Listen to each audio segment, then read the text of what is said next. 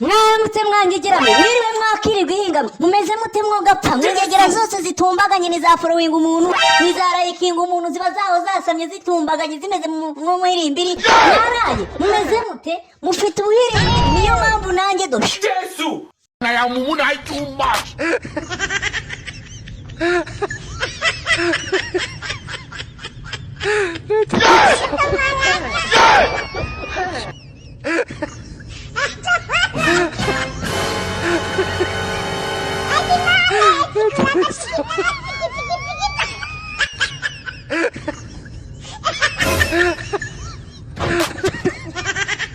ntabwo ndubaye mu gatwika ntabwo mwasora umuntu ntabwo mwakira ntabwo yawe mwasabye